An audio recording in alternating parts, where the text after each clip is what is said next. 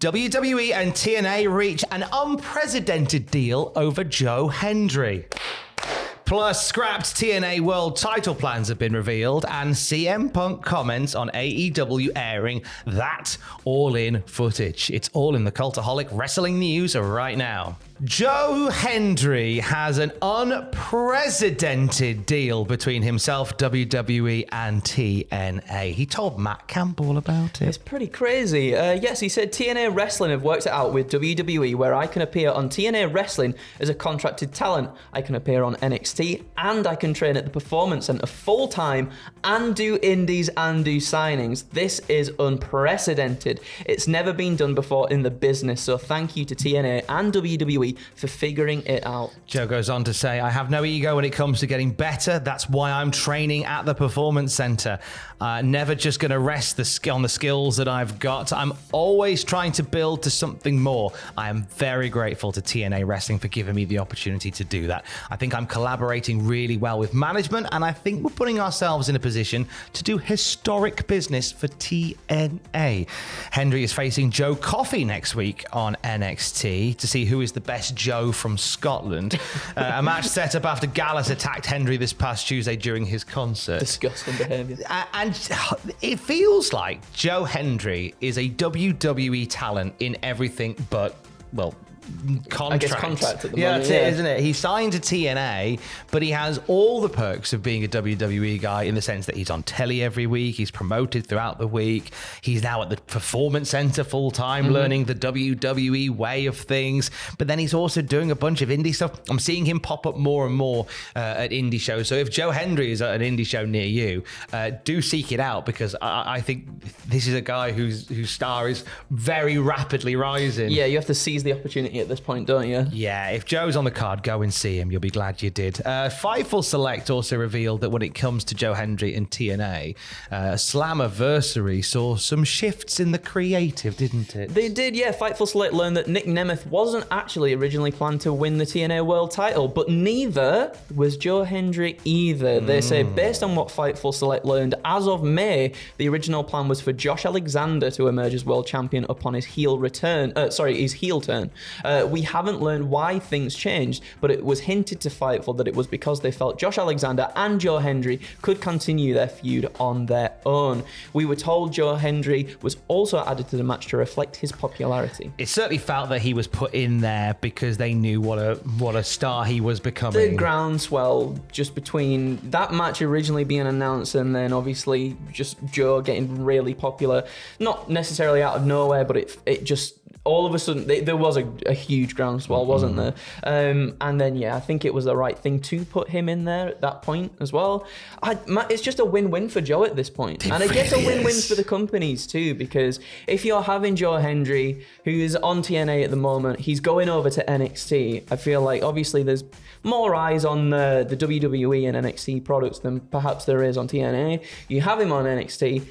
Obviously, he's a TNA. You have him on NXT, and then he goes and does his TNA stuff. That's more eyes than going back to TNA in the first place anyway.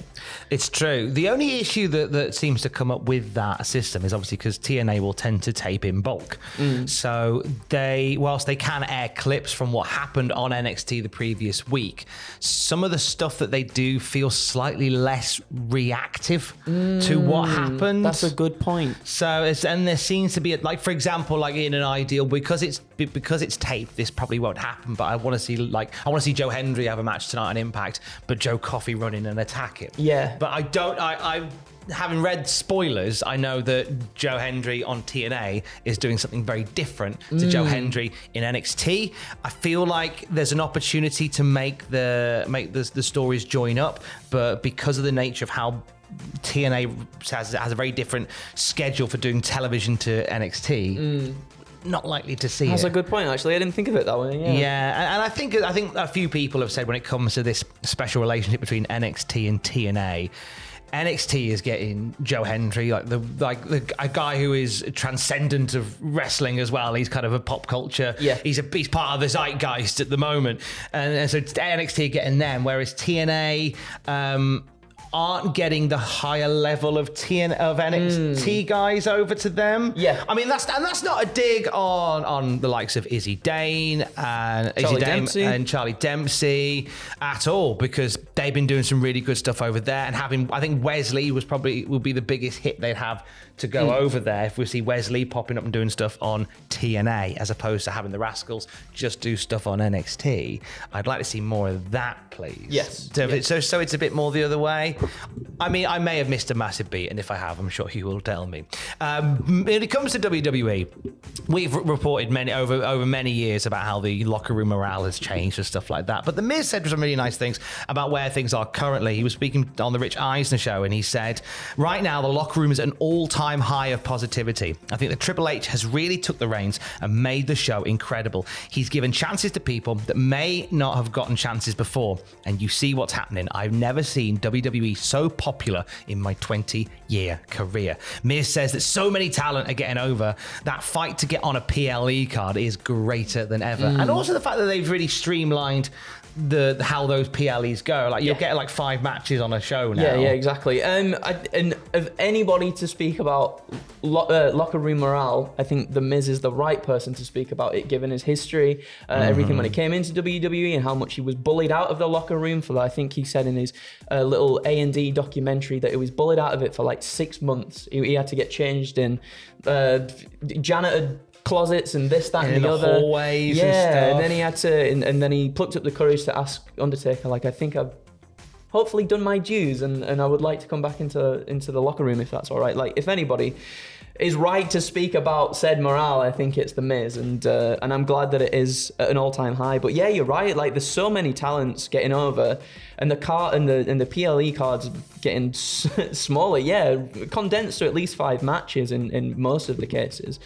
It's good to have that competition at the same time, though, isn't it? Yeah, it really is. And that's what makes the PLE special, is that you get the biggest storylines play out on those shows. And I think that's why it's important. And it's also special because Adam and Andrew will watch them with you. We will, yes. We'll be doing live reactions on Saturday. And I believe, as we mentioned in the first one, it's a 3-hour pre-show this time. If the rumour doth be true. So we'll be starting probably about 9 o'clock BST, but we'll play some 2K. We'll play the card and we'll just have a good time with you all. I'm looking forward to it. 9 pitches already waiting for you on the YouTube channel and on the podcast feed as well. You'll get what happened and a few days afterwards, you'll get WTF moments with Ross as well, coming out of SummerSlam 2024. One person factored into SummerSlam is CM Punk. He gets back into the ring, does Beppis Boy, for the first time since the Royal Rumble. And he was on the Sports Illustrated Media podcast addressing what has essentially been a bit of an elephant in the room for a while. Yeah, the airing of that AEW All In footage showing the backstage incident involving himself and Jack Perry. He said, it felt really ugly, but then I was just like, why? Showing that footage isn't going to help them or hurt me. So I was just like, whatever. Being the top draw in 2 different companies is pretty wild. Thanks, guys. It was odd when they aired the footage, and it was just like, oh, okay. It certainly in the moment, very odd. It seemed like a strange decision. How Jack Perry has come out of this better and as a bigger star, I feel like from it has, definitely benefited him, at least anyway. We heard that when this did come out and then he went to New Japan, did the Scapegoat stuff, and his t-shirts and everything were selling out. It was like, oh, maybe this has actually benefited him in some way, you know? Maybe, yeah. I think you're onto something. Maybe. It did feel weird in the moment, for sure, but I think now, maybe with a little bit of hindsight and how Jack Perry's popularity, I feel like has grown and his character has grown as well. I think maybe it did benefit him in the long run. I appreciate your thoughts on that as much as I appreciate the chocobo popping out of your pocket right there. Thank you. It's a nice shirt, that. You're very lovely. For the latest wrestling news throughout the day, you can check out cultaholic.com. Keys. Love you, bye.